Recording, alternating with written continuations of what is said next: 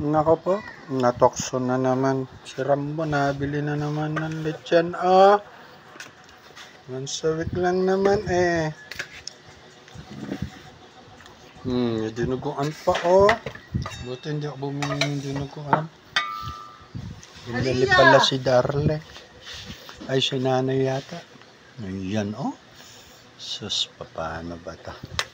Aliyah! Liya, kain na! Kim! Gutom na daw si Kimberly. Gato, halika na. Tanakong kain mo natin dyan. Ayan po. Ito na, itsura ngayon dito. Ayan. Patugtog ako ng pamasko eh. Ayan, madam, maandar na. Napaandar ko na madam. Dadalhin ko na bukas yan. Ayan. Alright. Okay. Bye-bye. Aliyah, ito na yung pagkain.